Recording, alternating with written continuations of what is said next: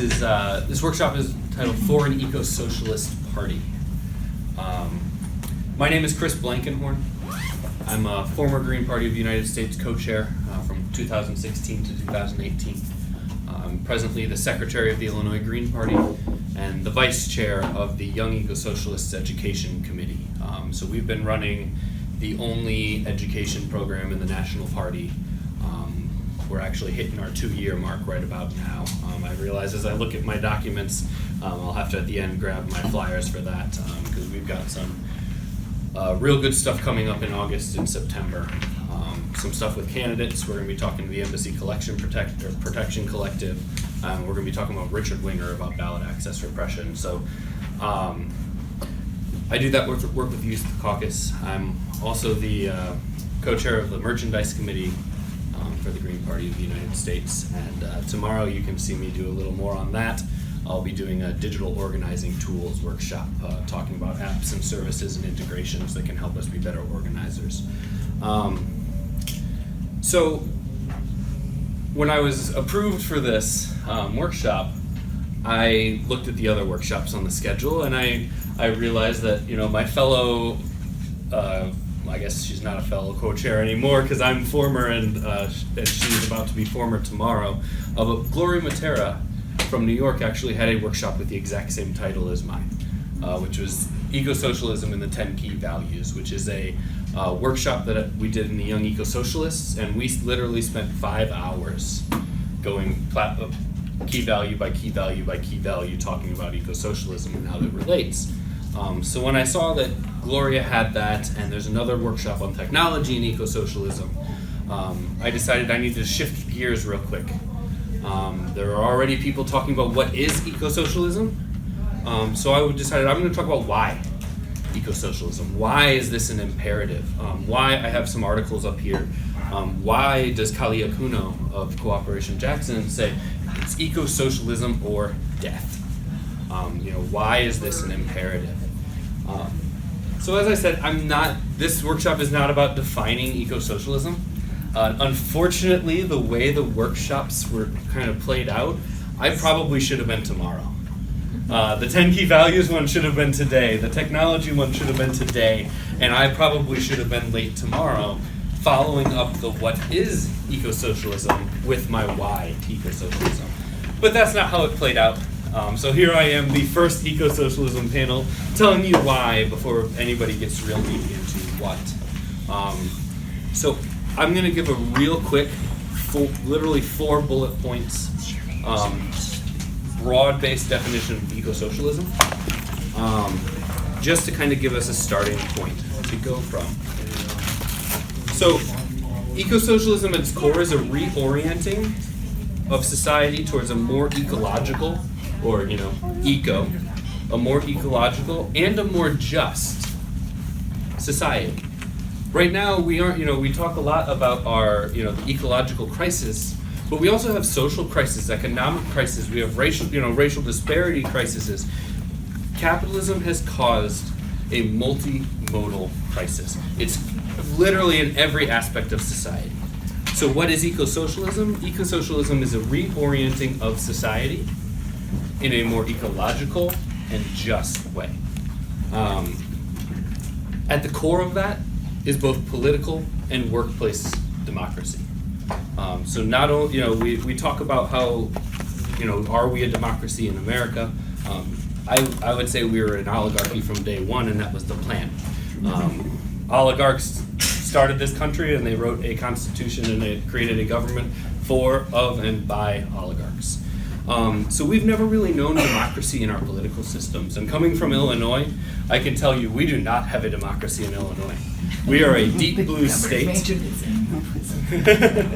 We have a deep blue state. To run as a Republican or a Democrat from my congressional district in 2018, you had to collect 748 signatures. To run as a Green or another third party or an independent, 16,421 in 90 days. Yeah. It's literally impossible for me to run for Congress. We don't live in a democracy. So core to ecosocialism is actually empowering people in communities, is actually realizing democracy. And that's not only in our political systems, but in our economic systems, in our workplaces, in our communities. I've never worked for a place that I can't honestly say the employees couldn't run it better than the boss. We know what we're doing. My best days at work right now are the days my boss doesn't show up and really getting gum up the works. So, what is ecosocialism? It's that reorientation.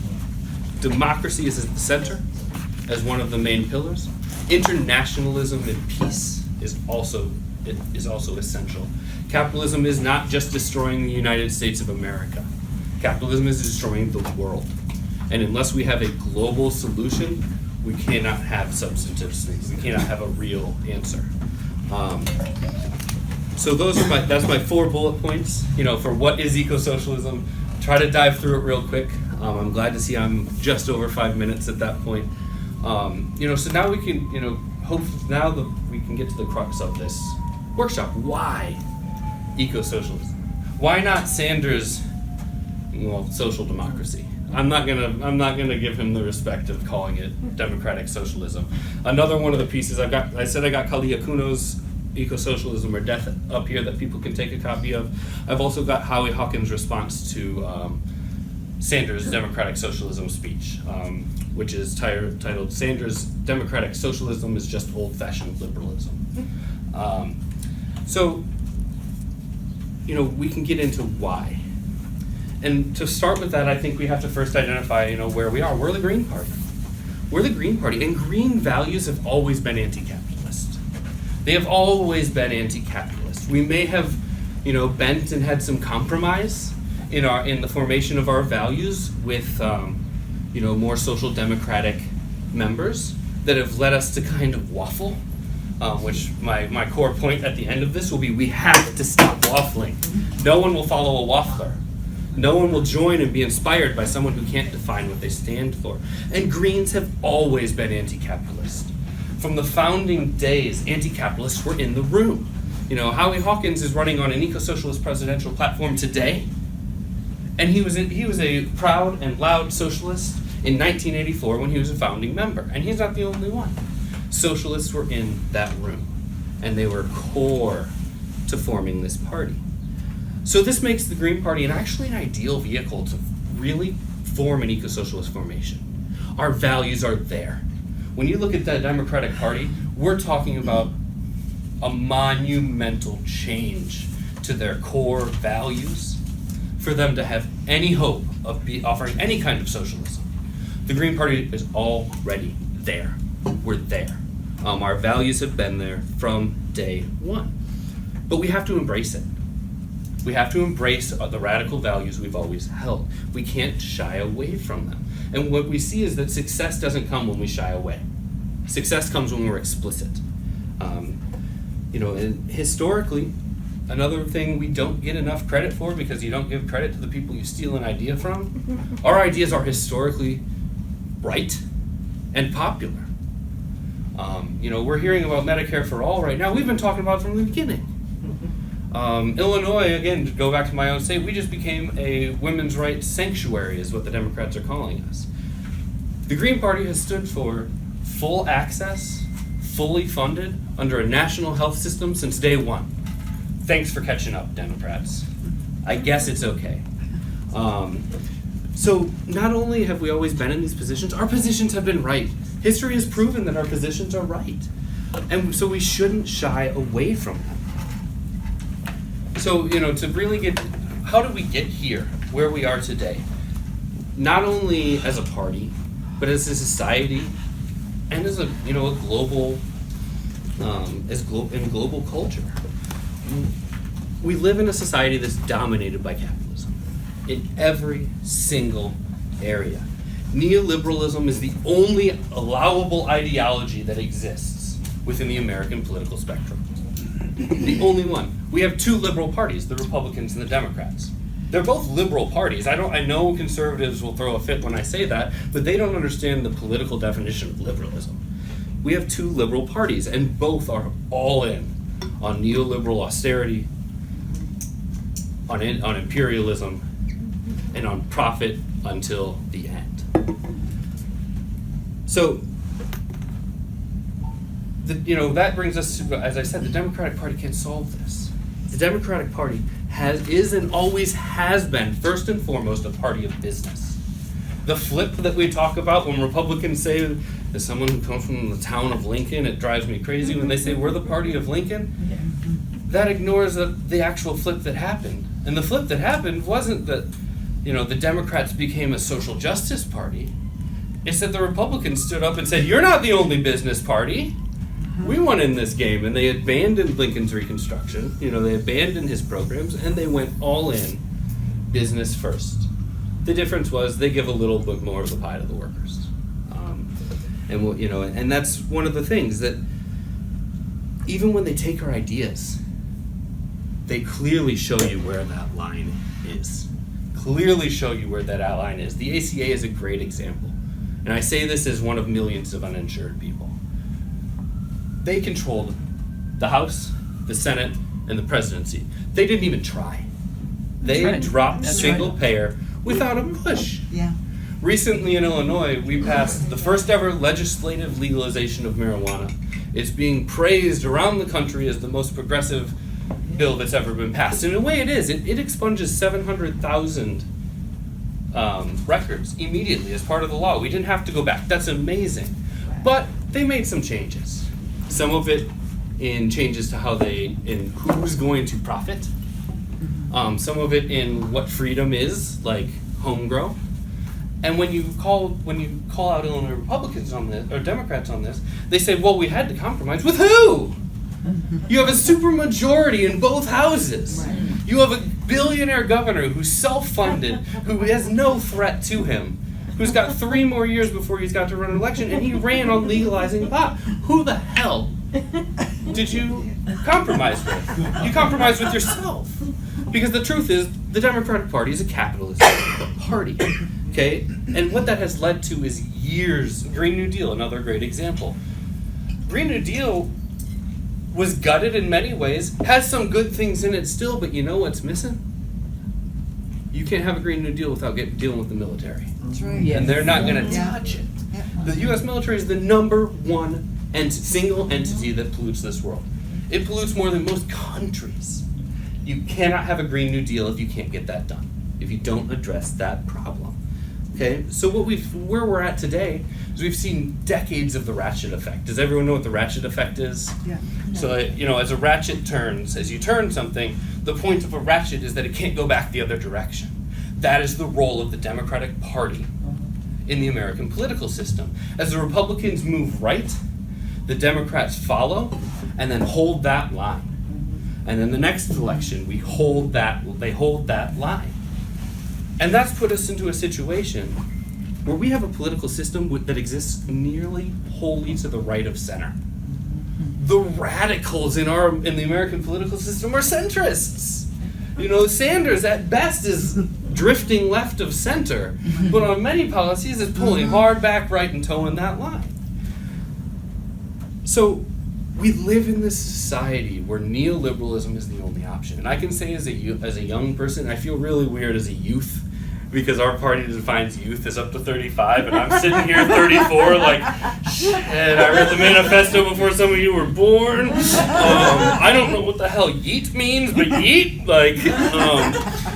as a youth, I've never not known Reaganomics as the main driving force. I've never known us not at war. I've never known a government that actually cared about the people. Ever. In my entire life, I've never seen government in the United States that would put people first. And I'm told that it used to be that way. One, I don't believe it because I've done my studying in the history books. And two, I don't care what it used to be. I've never experienced it. And despite the fact that I have a degree in political philosophy, experience matters. I can't believe something that I've never experienced, that I've never known. And I'm not going to take someone's word for it necessarily. So we're in crisis. We're in dire straits. We're looking at the 6th mass extinction. I will say, Moss would be unimpressed with us. I just taught my 3 to 6 year olds about the history of life. When moss became the first plant to come on land, it spread so quickly it sucked all of the carbon dioxide out of the earth, out of the atmosphere, and turned us into a giant ice ball. The deadliest thing we've ever known is a plant. That said, we're trying our best to catch up. The human race is. We're looking at a sixth mass extinction on the horizon. There's spiraling inequality, and crushing austerity is the response from both the Democratic and the Republican and the fucking socialists in France. And they're not socialists. They put the name in front of their party. But it's across the spectrum. Austerity is how we deal with the problems that we caused. Right. We've got rising fascism at home and abroad. And we're seeing the normalization of racism and other forms of bigotry. They've always been here. I'll be blunt, we are a white supremacist nation and was founded in the name of white supremacy. It's always been here. But we went through a few generations where we said, well, maybe we shouldn't say it out loud. We say it out loud again. And this isn't necessarily because of the bombastic orange man. This is because of what we've been doing as a society and the level of multi-level crisis that we're facing. Okay? And where that's left us right now, and I say this a lot as a young person, the time for gradual change has passed. We had decades. We've known about climate change over almost 3/4 of a century. In the 50s, people were saying, this isn't good. This is going to be problems. We chose not to listen. We didn't choose not to listen. We hit the accelerator as a society.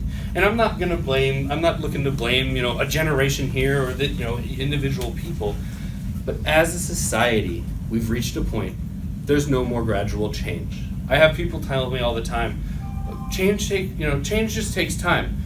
I'm uninsured and I'm going to be dead before the Democrats get me health insurance. Right. We don't have time. We're looking at 15 years if I'm being very generous at our chances.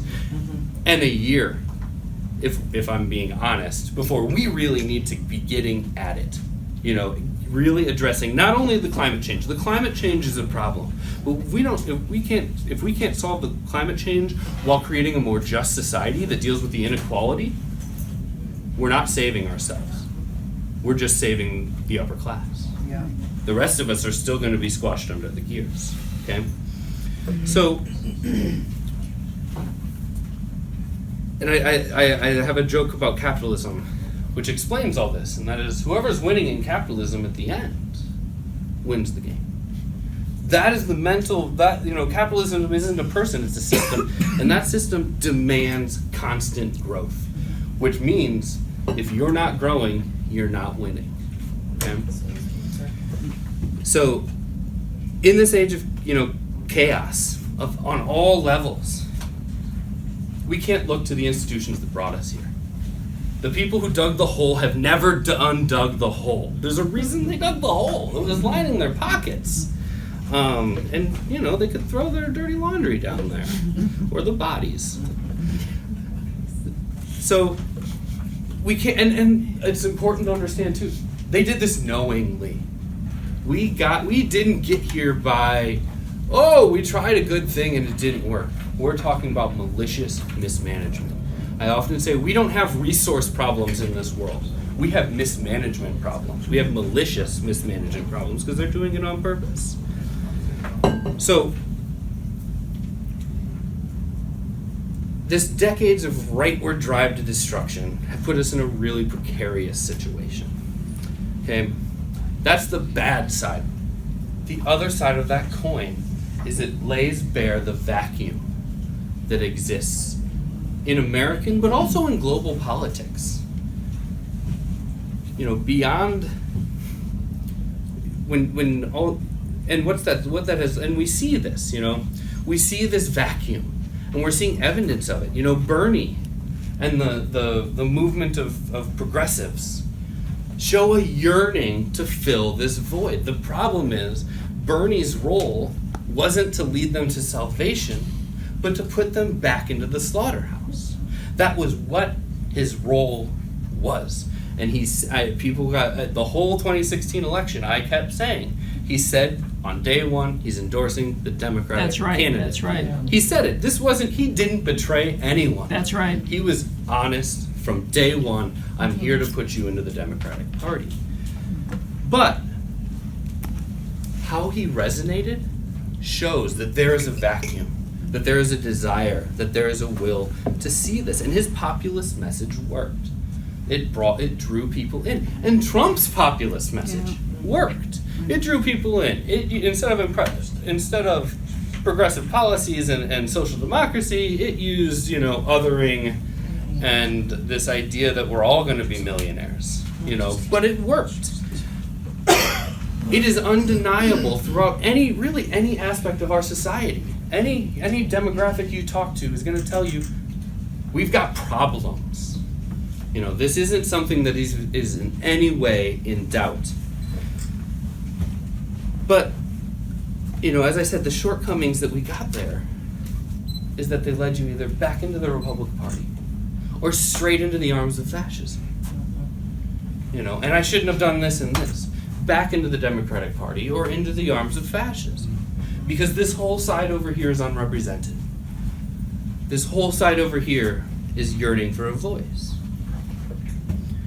Tulsi Gabbard, I think this week, rejected third parties. She was directly asked. So people are yearning for this new path. They're yearning for it. I worked as a field director for a community organization. In my town of 110,000 people, we knocked 15,000 doors, mostly on the working class side of town. People want something different. My bosses were at SEIU Healthcare in DC, and they wanted, we're going to oppose Romney, and I'd look them in the eye and I'd say, I'm voting for Romney. My neighborhoods aren't voting for Romney. They're not voting for Obama either. They're staying home. Because they've got a Democratic president, a Democratic senator, a Democratic House member, a Democratic governor, a Democratic state house and state senate. They've got a Democratic alderman and a Democratic mayor. And their lot gets worse year after year. And it gets worse year after year. But if provided the opportunity to have their own voice, if provided a vision that differed, they are ready. They are ready. And I will tell you this about, the communities I've worked with. They don't have my degree in political philosophy. They get capitalism better than I do because they live it. They live it. I remember knocking on a door and there's this probably 22-year-old young black man. I'm supposed to talk to him for 5 minutes. I was there for about an hour and a half. On his little card that I had to fill out, I wrote at the top, Foucault, and doesn't even know it. Because the way this young man talked about power, and who has it, and who doesn't, and how our whole power structure in this country is kind of a smokescreen, that we were the ones who have power. That young man probably probably vocally told me a better description of Foucault's knowledge power than most of the kids who read it in my political philosophy class. Because to them it's academic. To him it's life. To him it's life. So, non-voters are not apathetic. They aren't apathetic. They're alienated. They're alienated. And at some point you make the rational choice to stop contributing to your own destruction. You have to stop. And it is a rational choice. I don't blame non-voters one bit. And I blame us, as Greens, for not effectively offering an alternative. And as coming from Illinois, where we've got some of the worst repression in the country in terms of getting on the ballot, it's not all our fault. But we've got to overcome.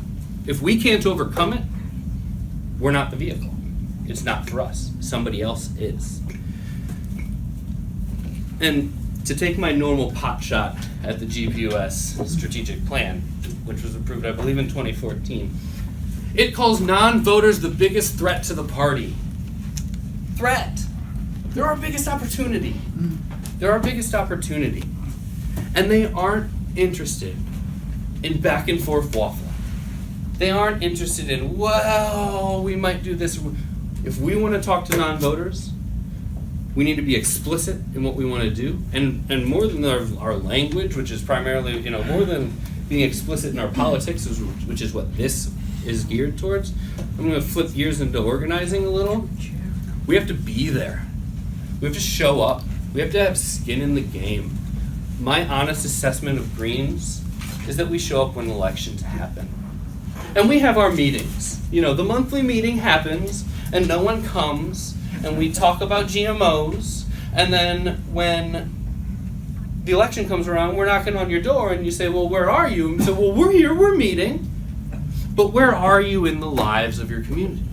Where are you in the struggles of your community? Okay?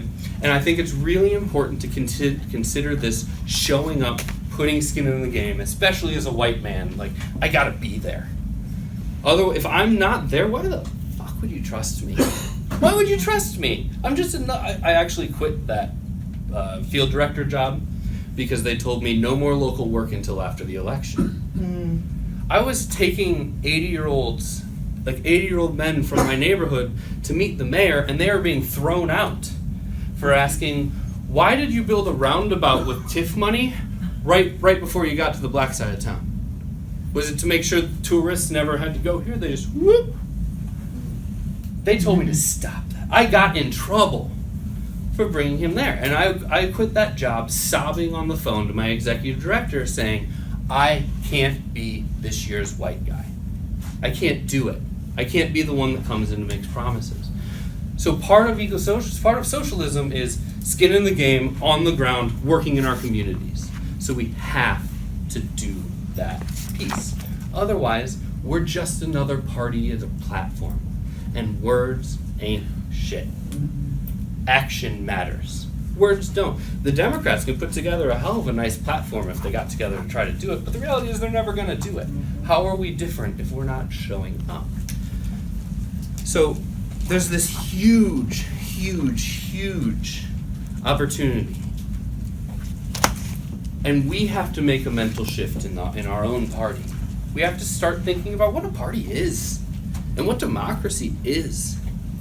And we really have to map again, to criticize our own party. Greens often, I think, see ourselves as a party that's for people, that's for the oppressed.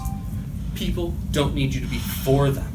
We need to be a party of the oppressed, of the working class, of the uninsured, of the queer, of the, those who are being just crushed under police violence, of the occupied, of the colonized.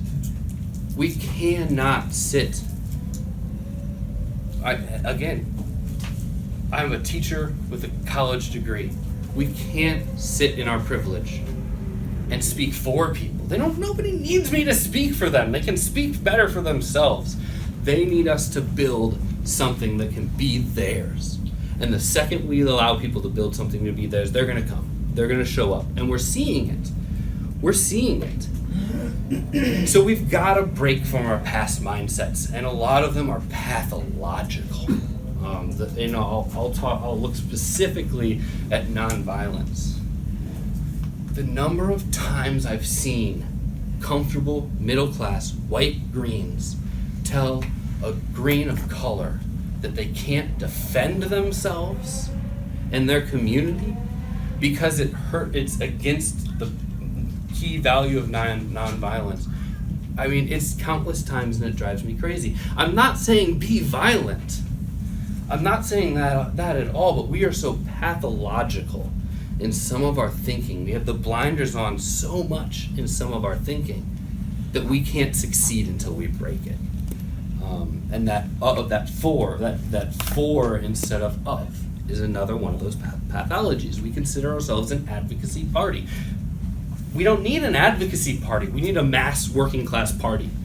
And then we will advocate for what we need, and we will fight for what we need. So this is the importance of the Ecosocialist Party. I've laid out where we're at, the chaos, the destruction, how we got here. and what we, and the vacuum, the opportunity that it presents. Because I really hate using that word. Like, often when you have these conversations, it's like, how do we capitalize on it? But I really hate using that word because people aren't something to be capitalized on. But it's like constraints of language, But why do we need an eco-socialist party? Because right now, everything that's out there is pushing us back in, okay? The options that are out there are all redirecting all of that energy away from change.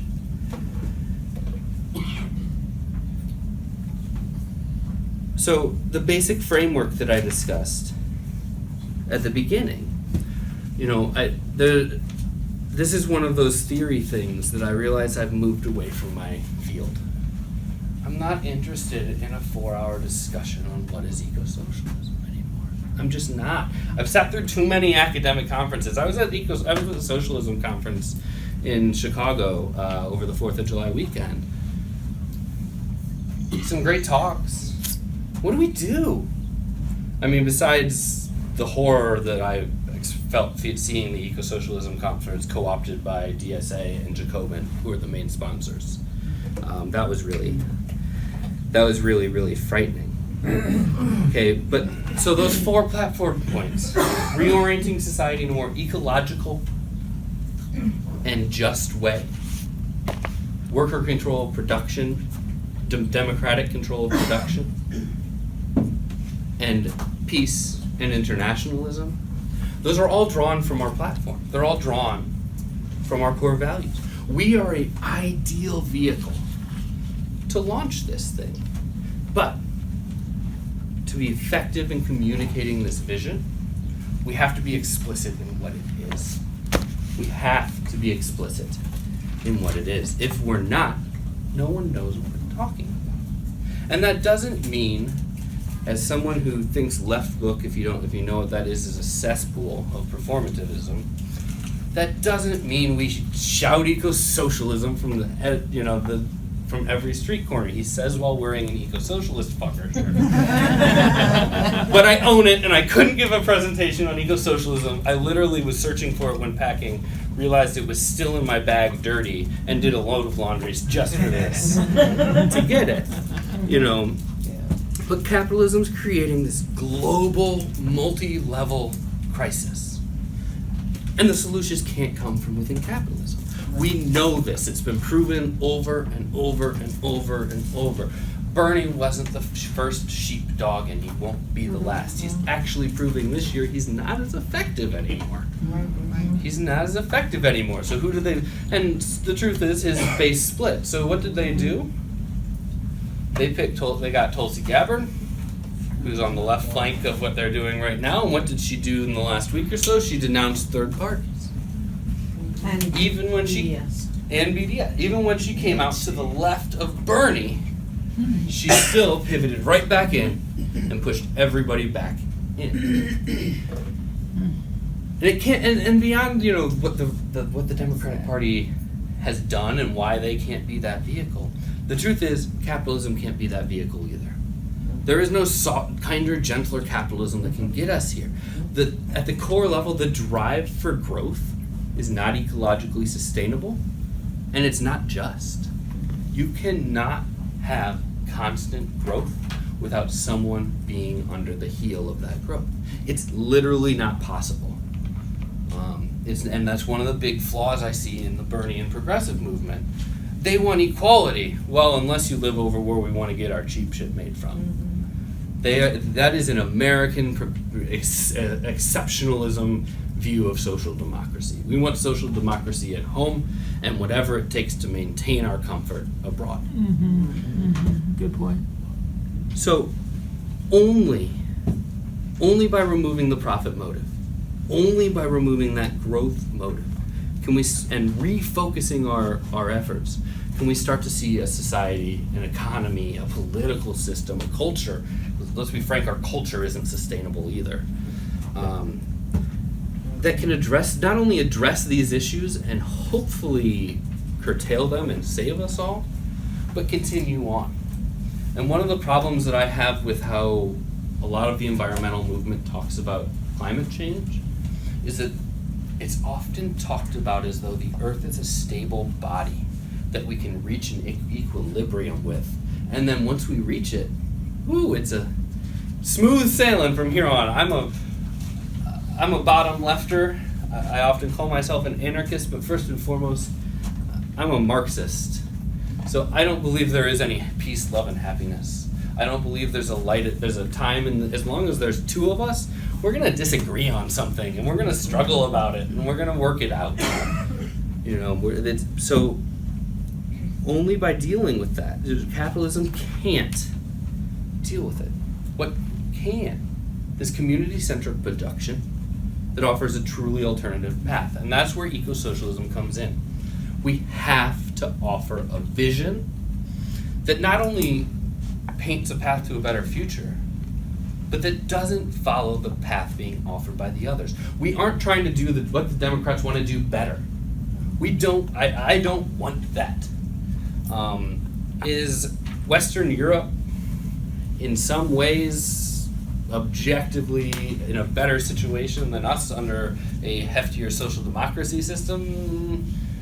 Sure, but I just spent time last summer in Amsterdam and in Denmark. In Denmark, you know what they got? Camps for immigrants. I was at a museum there, and I went through a whole area of the museum that students at the university recreated the bunkhouses, and they posted the letters from the immigrants all over the walls and their pictures, and it was incredibly moving. And this is happening in a country that I see memes say is the happiest country in the world. Whose happiness? Whose happiness? It's a lot easier to even say it for Denmark. White people's happiness. But White things. you know.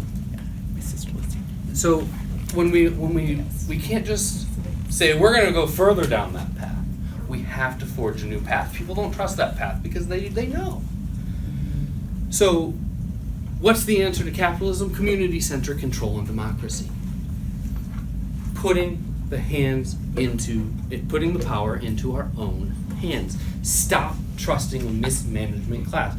And we're a continental nation.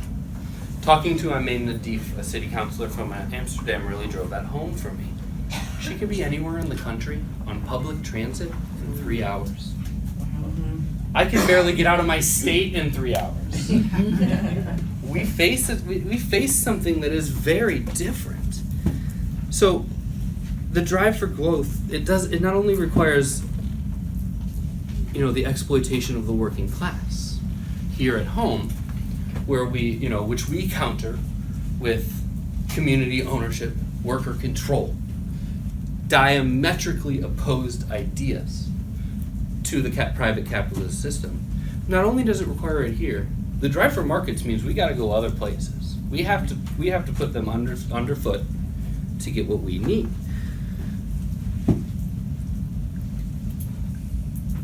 So, and then you throw into this the competitive nature of capitalism and how it ties to our city-state, or to our nation-state model.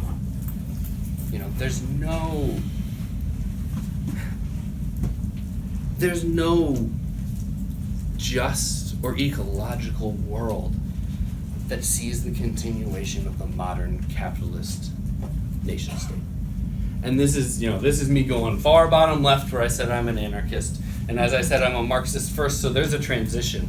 And that's how I view the Green Party. We're that transitional body that Marx talks about. But under that system, there is no possibility for internationalism. It is antithetical to internationalism. So how do we counter the capitalist nation state? With internationalism and solidarity, with mutual aid. Okay? Every time we respond to some of these really core pillar problems, we have to be vocal, we have to be explicit, and we have to be diametrically opposed. We cannot, almost none of these paths is there a solution that says we just need to go a little further. And it's a dead end, and it leads to destruction and our death. And, to finish off before I open up, because I'm getting towards the end. Or do I have till 5:30? I don't remember. I think it's only everything's an hour. Everything's an hour, I think, yeah. And to kind of drive this home, one thing I want to say is Greens show it. Greens show it. And the German Greens have seen a bump recently. We've been watching the decline of the German Greens. You know why? Because they're a neoliberal party that supports war. Or they're a neoliberal party that partners with coalitions that purvey death and destruction. Where are we seeing success? The Nordic Left Green Alliance. We've got a prime minister in Iceland. A prime minister in Iceland. And she is a socialist. When you ask her, what are you? She says, I am a socialist. First thing she did in office was push through a bill that said it is an enforceable crime to pay women less than men. It's not one of these like, oh, we should pay everyone equally. It is prison fines, prison time, enforcement. Because socialism gets the goods. We don't fuck around with platitudes. Okay? In Holland, it was talking to Eileen was eye-opening for both of us. I almost, as an uninsured person, stayed in Amsterdam. Because you know what Eileen told me happens when you're an illegal immigrant an undocumented immigrant into Holland? The first thing they do is say, hi, nice to meet you. We're going to get you to the doctor. Do you have a home? And if you don't, they put you in public housing. We'll deal with all the immigration stuff when we know you're healthy and you're surviving.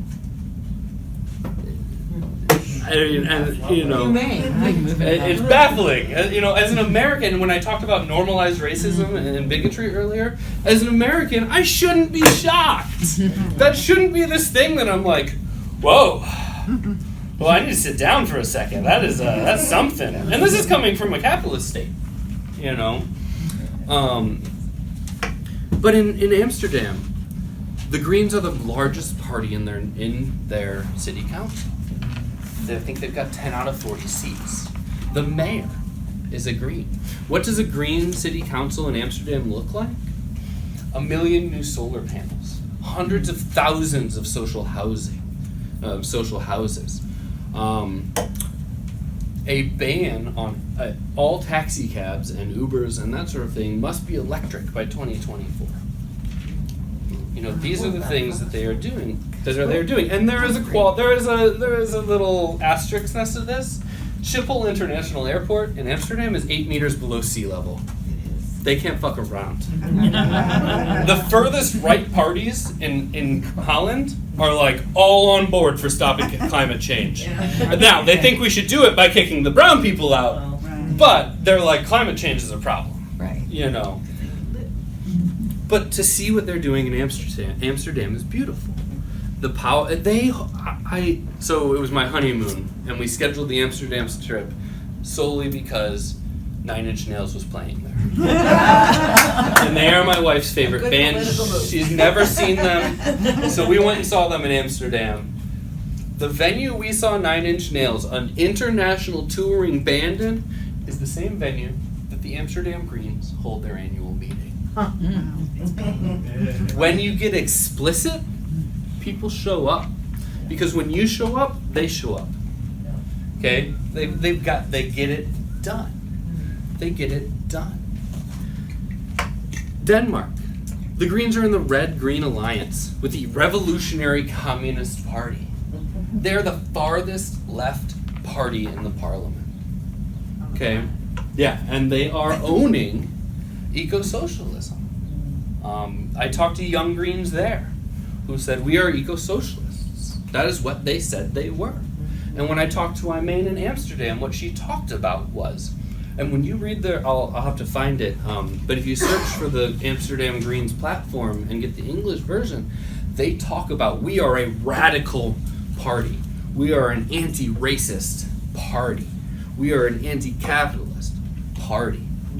They're putting it not only in their platform, but in the platform they're projecting out to the rest of the world in their English versions. And what have they seen? Success. Success. Rodolfo Cortez is one of the most probably, I don't know where he and Kenneth fell on their numbers in California in 2018. Rodolfo Cortez ran a campaign on the Green New Deal as an eco-socialist. He said in his campaign, I'm an eco-socialist. He got near a quarter of the vote. Where else are we seeing that? In Chicago, we have this called the Metropolitan Water Reclamation District. We run candidates are the only place in Illinois that we have ballot status. And guess what? We got over 1 million votes for 5 candidates this year.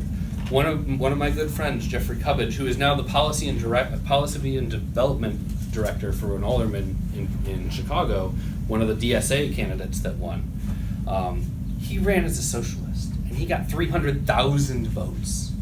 300,000 votes. It really laid bare how bad the Green Party's tabulation and apportionment systems are, because Illinois has a huge number of votes on the National Committee, thanks to the MWRD pulling in 1 million votes every 4 years. And then here today, we just had a panel right before this on the Green New Deal. Oh no, that was the working class one, wasn't it? That Howie just did. Howie Hawkins has a founding socialist member of the party, has ran over and over and over as a socialist, not pulling punches, not mincing words, not appeasing people who are, still buying into state propaganda about socialism. And what has he achieved from that?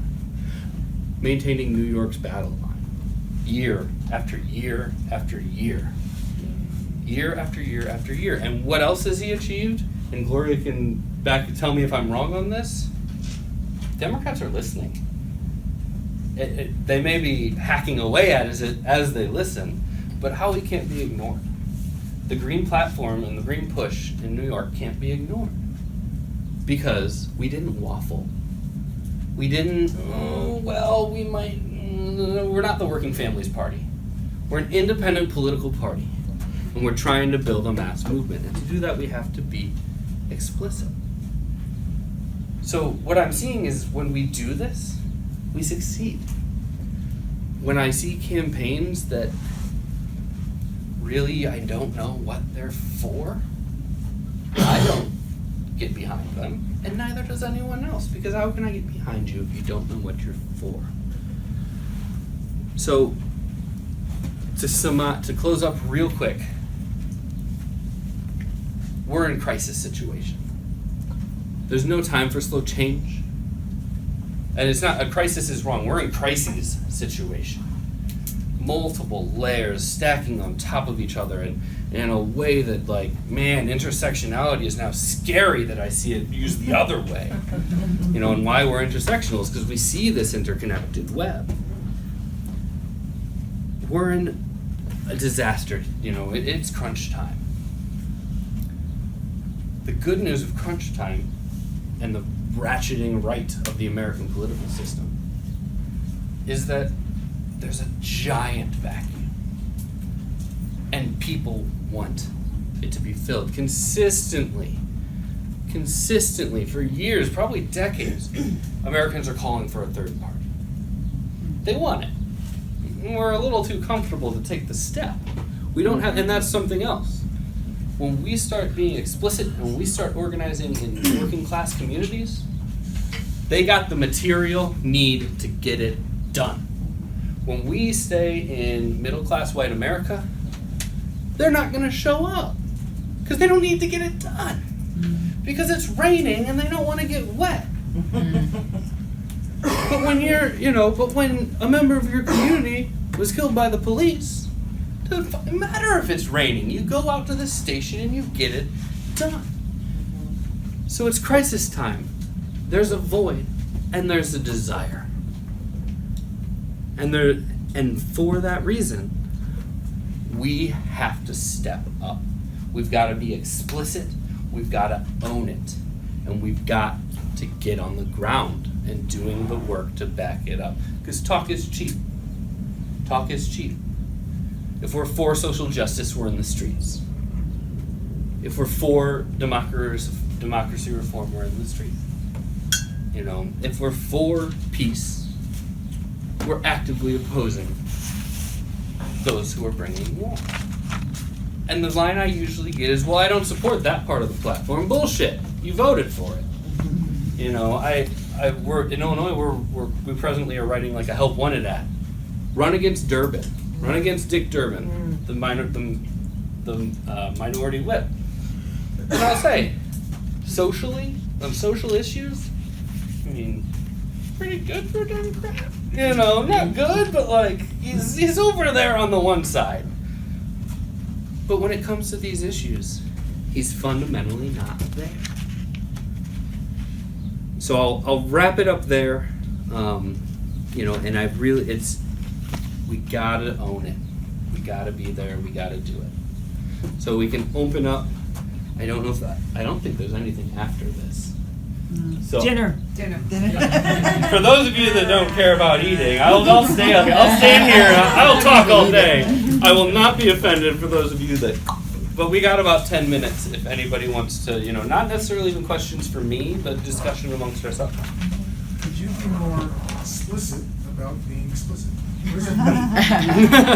Yeah. I'm new to. Yeah. I want to know what. So when you read, I have a copy of my platform somewhere in my bag. Our platform is a hot mess. When I hear people say, I came to the party because of the platform, I'm like, are we reading different documents? Because one platform point, I'm like, hey, that's a good socialist internationalist position. And the next I go, what is this libertarian nonsense? And so the party has, you know, we've always kind of modeled ourselves as an umbrella party, much like the Republicans and the Democrats. And we've had this view that anyone can be here, anyone can, you know, we don't have a standard. So what I mean when I say explicit is that we need to be explicit about our policies, and we need to stop the, like, we're a socialist party.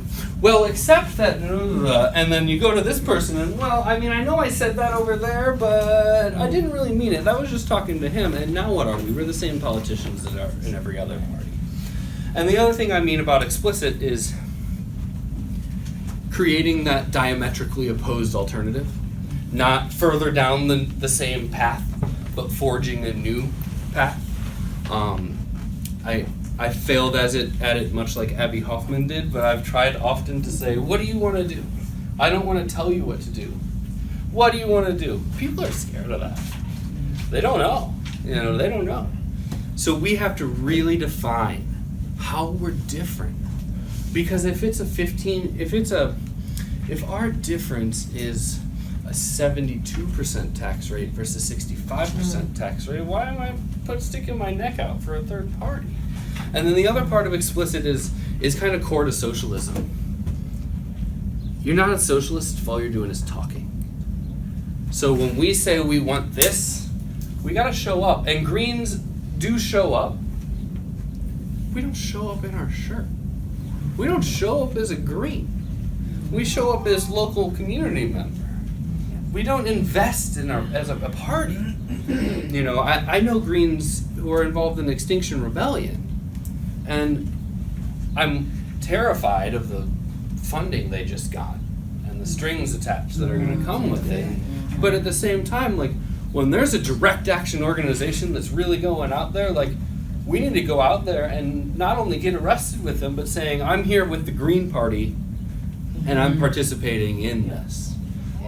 On Extinction, real quick, I read an amazing article about their upcoming protests in August, and the London police have said, like, we will not allow the level of disruption that happened in April when 1,200 people were arrested in London. The spokesman for Extinction Rebellion said, if and when 10,000 people sit in the streets, it's not here or there what the police will allow. That was, like I said, got plenty of critiques of Extinction Rebellion. Brilliant. Get that man a beer. You know. And so we've got the big part of explicit is walking the walk, not just talking the talk. And that's where we need to do a lot of work as Greens. Thanks, Chris. And sorry to be late. I have No, to you're press conference, but But I did want you, and you started to touch on it now, and I wanted to take up the about the, you know, we show up at elections, but it's like on the ground community work, right? And I'd like this conversation to go on over the next couple of days, because I think it can be very deep, right, and rich. Not saying it. Gloria's doing a good one tomorrow. I find that there's still this pull. Are we an electoral party? Are we an activist party? I mean, we know for those of us who are old timers where that's, you know, kind of split happened and coming together. And so I find in New York, especially New York City, where there is 3 protests a day or rallies or rituals. I know that's different than other places. But I find that there are certain Greens that love the idea, and newer people, just because they like a particular candidate or they get excited by a campaign, will gravitate towards the electoral, right? But I find that Greens really, some of them I kind of call them kind of lifestyle activists. Like, they just like to show up at the housing rally, at the anti-war rally, at the healthcare rally, but you don't know that they're Green. Maybe they have a button, but they're there as part of. So the question is that something, like, if you're there and participating and with that community organization, is that enough? Like, we say no, and now we do less, but what we try and do it is in an organized way, pretty simply. Although I was telling someone from Philly, and she says, but wait, we're not even at that place, which is we have a template for a simple sign that's on, you know, open source, so any one of us could, it says our Green Party logo, we type in like single payer healthcare, or we type in, you know, justice for Eric Garner, whatever it is, we print them out, put them on. We have to use cardboard tubes in New York. We're not allowed to use poles or sticks or plastic things. I think that must date back without the RNC, possibly. And we have try and have a piece of literature, and not a whole tome, but just something that's got a little bit more slogan and contact information. And we say, everybody wear your green shirt and meet on this corner. And so I think we do less activity, but I think that we show who we are. And even if you end up going to a rally that the messaging is a little kind of neoliberal, if we're stating in our literature and our signs that we have a different position, I think it's okay. Otherwise, we kind of steer clear of anything that seems to be organized by like the big enviro groups, like a 350, unless we're invited. I'm not invited anymore. Right. I think it's interesting to talk about, because also it's like, how many people do we have to do the things that need to get done if those big movements are happening at the same time you're trying to elect someone to city council, which, you know, it needs to be a goal for us in terms of starting to contest power. Yeah, and I think the problem people have too is thinking of them as mutually exclusive. Right. They're mutually dependent. You can't have an effective electoral mass party without being in the communities involved in the movement. You just can't. It's not possible.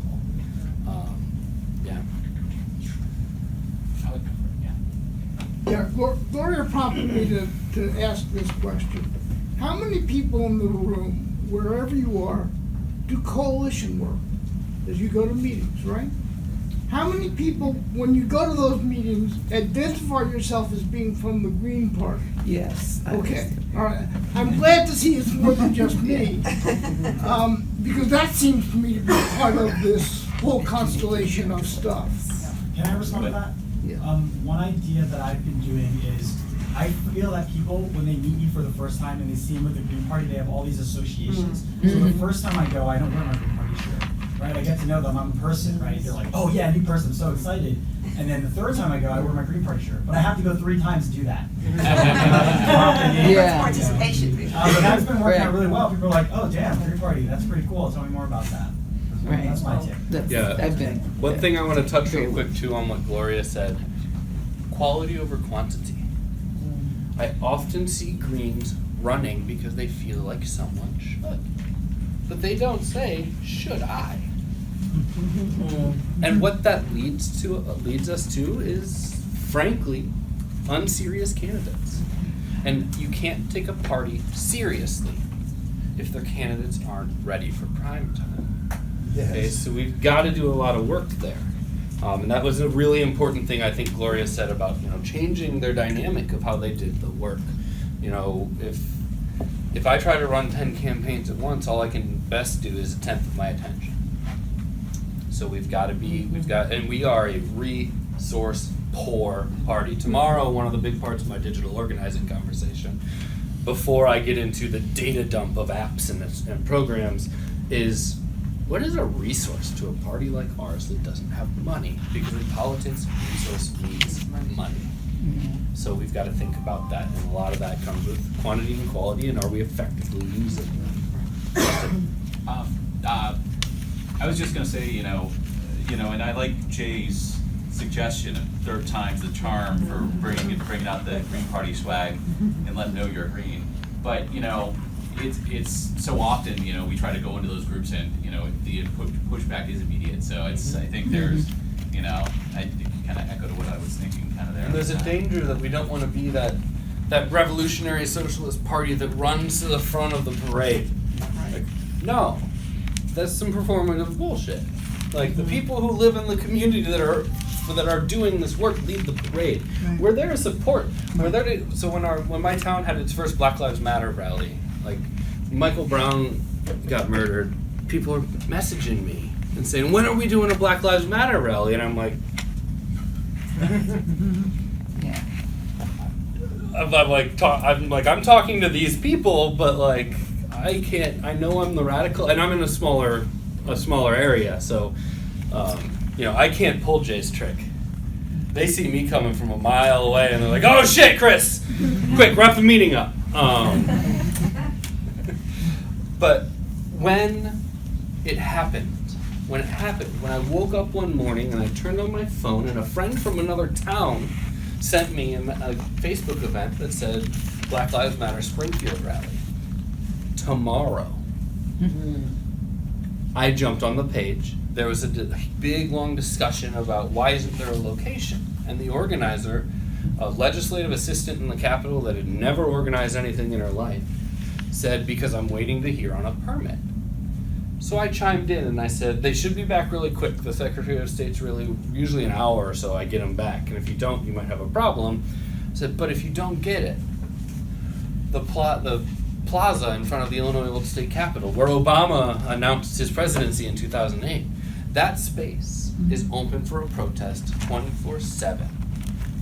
No permit required. So there's your backup. I didn't run to the front of the room.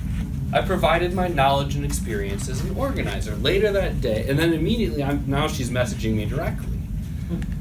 Later in the day, I'm sitting on lunch and I'm inviting people, and I get a message from a close friend of mine who works at the local NPR, and she said, "Hey, did you know about this rally?" And I said, "Yeah, I'm talking to her now." And she said, "Okay, well, I gave her your number because she needed someone with a podium." So then I went, "Hey, Sunshine, I hear you need a podium." "How did you know that?" "Well, I'm the person that NPR reporter was talking about. Like, I'm the number that they were slipped." And that's what we need to do with our resources with these movements. Not take them over, no. Offer what we have. How can we help? Sometimes it's people. Sometimes it's money. Sometimes it's money.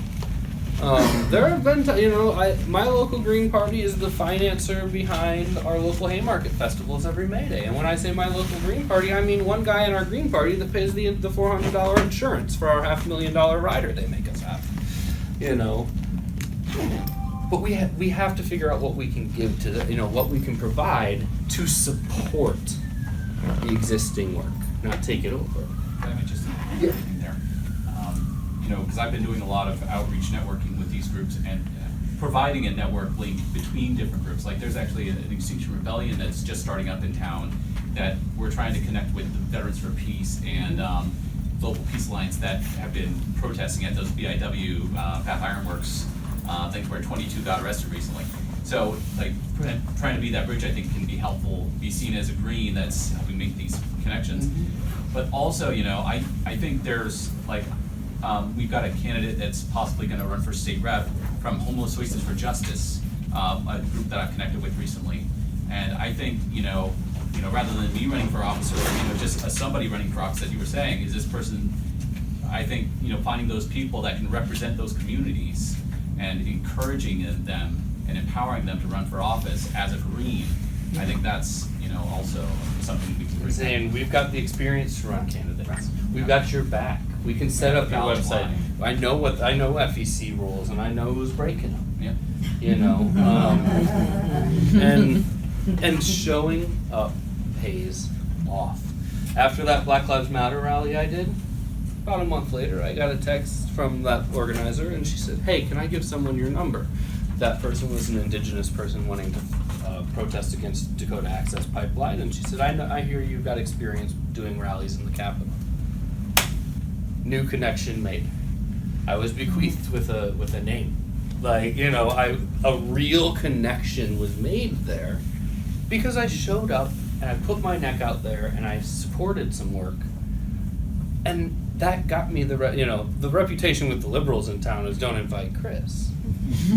The reputation with the working class folks who need to get things done is if you need to get some things done, talk to Chris. He doesn't want the limelight. He just wants to give the support that he can. And that's what we have to be. You know, that's how we grow that's how we grow a mass movement party, a mass workers party. You can't build a mass if you're not interacting with your communities in a real way. Anybody else? Thank you.